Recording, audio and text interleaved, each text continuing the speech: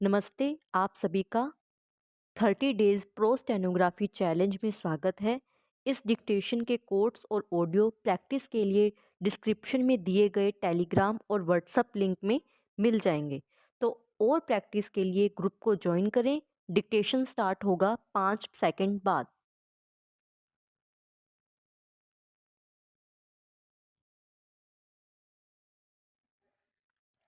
देश के यशस्वी प्रधानमंत्री श्री नरेंद्र मोदी जी ने आतंकवाद के खिलाफ सशक्त एवं साहसी रुख दिखाकर देश को वैश्विक मंच पर जो सम्मान दिलाया है, उसके लिए मैं उनका आभार एवं धन्यवाद प्रकट करता हूँ। प्रधानमंत्री जी के नेतृत्व से हमें गहरी प्रेरणा मिली है तथा राज्य स्तर पर हम राष्ट्रीय सुरक्षा से जुड़ी सभी पहलों को पूरा समर्थन देने के लिए और भी अधिक दृढ़ संकल्पित हुए हैं। 22 मई को प्रधानमंत्री जी के सीमावर्ती बीकानेर जिले में संबोधन के समय जनसाधारण में जो अद्भुत उत्साह एवं राष्ट्रभक्ति का जज्बा देखने को मिला, वह भावुक दृश्य मैंने अपने जीवन में कभी नहीं देखा। ये जनता का प्रधानमंत्री जी के प्रति अटूट विश्वास दर्शाता है। पैरा, हमारे देश की सहस्त्रों वर्षों पुरानी सभ्यता शांति, सहिष्णुता और सहअस्तित्व का प्रतीक रही है। हमारे आचार विचार और व्यवहार में जियो और जीने दो और वसुदैव कुटुंबकम का उद्घोष है। हम न विस्तारवादी हैं और न आक्रामक, परंतु यदि हमारे इस संयमित व्यवहार को दुर्बलता समझ लिया जाए और विशेषतः भारत माँ की निर्दोष संतति को अकारण कष्ट दिया जाए, तो भारत को दंड उठाकर दुष्टों को दंडित करना पड़ता है। विगत माह 22 अप्रैल को पहलगांव में पाकिस्तान से भेजे गए आतंकवादियों द्वारा निर्दोष 25 भारतीयों और एक नेपाली नागरिक की नृशंस हत्या व शन था, जिसे लांघकर पड़ोसी देश ने हमारे संयम का हर बंधन तोड़ दिया। यह उन नागरिकों के शरीर पर ही नहीं, अपितु भारत की आत्मा पर प्रहार था। उसी surgical strike, Balakot air strike के बाद एक बार फिर माननीय प्रधानमंत्री श्री नरेंद्र मोदी जी ने भारतीय सैन्य बलों को खुली छूट दी और उन्होंने ऑपरेशन सिंदूर के स्वरूप में राष्ट्र के आक्रोश की परिणति पड़ोसी देश को दिखा दी। भारत की मिसाइलें, ड्रोन और सेना काल बनकर टूटे और पाक अधिकृत जम्मू एवं कश्मीर POJK और पाकिस्तान के 100 किलोमीटर तक 9 आतंकी ठिकाने, उनमें पल रहे 100 से अधिक आतंकी, करीब 11 एयरबेग्स और भी बहुत कुछ ध्वस्त कर दिया गया।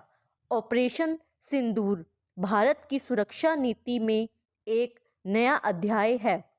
ऑपरेशन के दौरान मुख्यमंत्री श्री भजनलाल शर्मा ने प्रदेश भर, विशेषकर सीमावर्ती जिलों की सुरक्षा व्यवस्था के संबंध में व्यापक निर्देश दिए। यह सुनिश्चित किया कि SDRF सहित आवश्यक मानव संसाधन उपलब्ध हों, आपात स्थिति में सेवाएं निर्बाध रहें और हर तरह की सहायता त्वरित मिले। सर्वदलीय एवं सर्वधर्म बैठकों से संदेश दिया कि सभी भारतीय ऐसे समय में एक हैं। साथ ही श्री गंगानगर, बीकानेर, जैसलमेर बाड़मेर के लिए 5 करोड़ रुपए और फलोदी जोधपुर एवं हनुमानगढ़ के लिए 2 करोड़ 50 लाख रुपए की अतिरिक्त वित्तीय सहायता जारी की। ब्लैकआउट पाकिस्तान द्वारा ड्रोन अटैक एवं ऑपरेशन सिंदूर के दौरान भी उन्होंने पल पल की स्थिति पर नज़र बनाई रखी।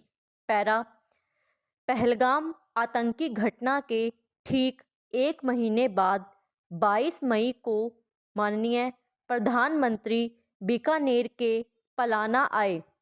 ऑपरेशन सिंदूर के बाद यह उनकी पहली जनसभा थी।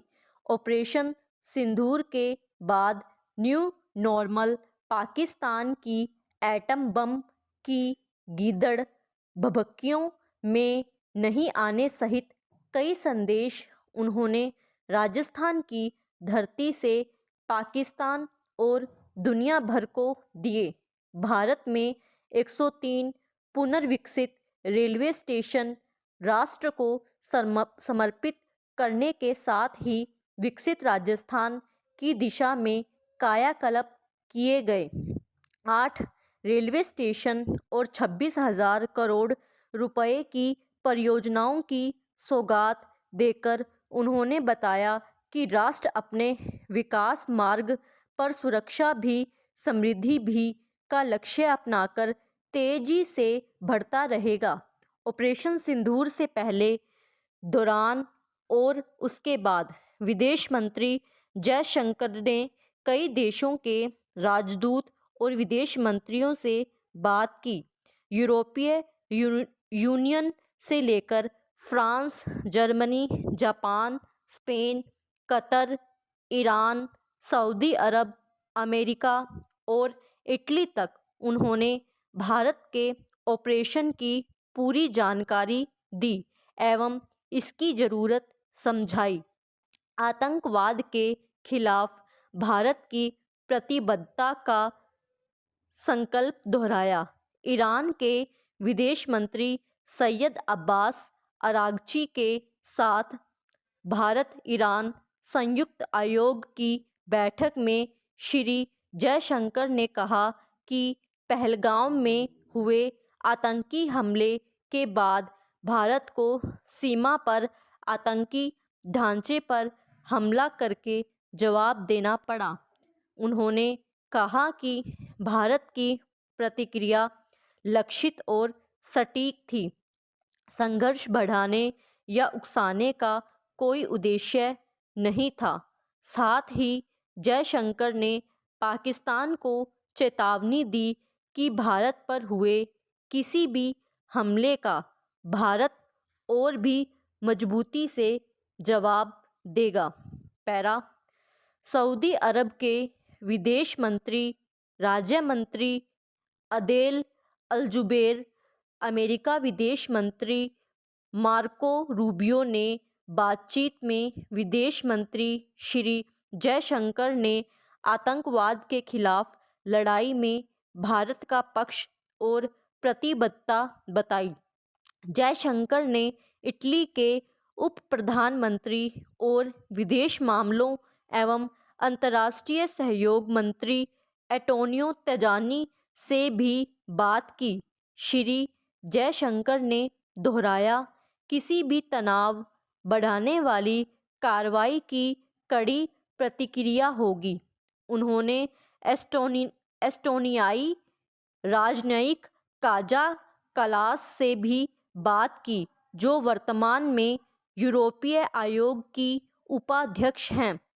विदेश मंत्री श्री जयशंकर के साथ ही राष्ट्रीय सुरक्षा सलाहकार श्री अजीत डोभाल ने भी दूसरे देशों के अपने समकक्षों से बात कर भारत की जिम्मेदारी के साथ कार्रवाई की और तनाव बढ़ाने की पाकिस्तान की कोशिशों को उजागर किया गया।